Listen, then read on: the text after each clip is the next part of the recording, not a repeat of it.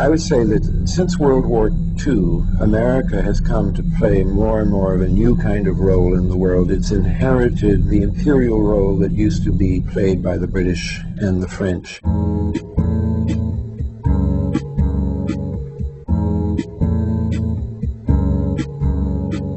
The people who plan the foreign policies of America have known for 60 or 70 years that we are living way beyond our means, that if we are an isolated, insular economy in the continental United States, we will not sustain the standard of living we have.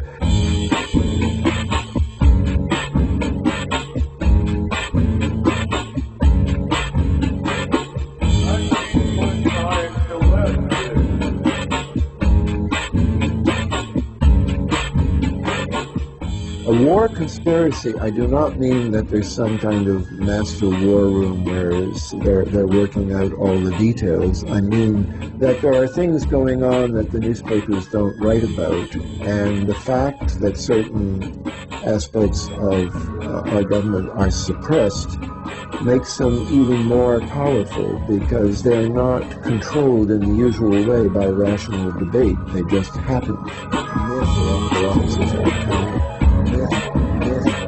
You know, we have a kind of myth about our society that our bureaucracies are accountable, and when I wrote The War Conspiracy, I talked about a system of politics in which accountability is consciously diminished. I was making the point about Vietnam that very big, powerful bureaucracies are not accountable at all, most notably the CIA. Parapolitics is something that is controlled, which is manipulated to get us into Vietnam. People know it's there, but they don't talk about it in political science classes. I know, because I used to take and teach those classes.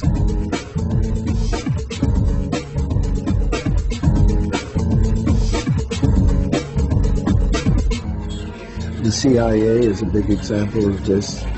The CIA has not only been allied with the oil companies in the sense of placing their people with them, but a lot of descendants of oil families, a very common pattern is for sons to go into the CIA.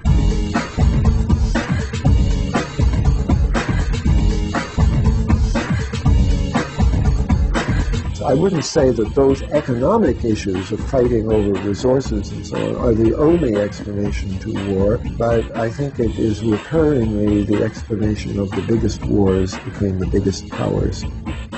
So what do you want to ask me?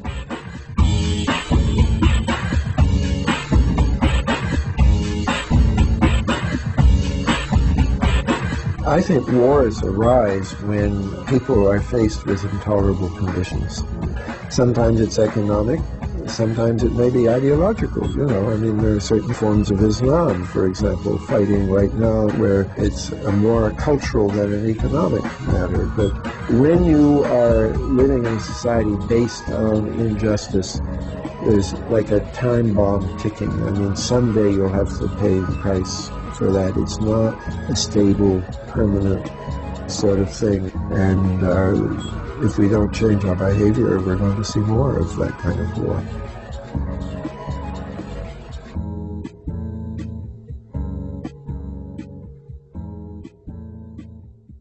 This is the Guerrilla News Network.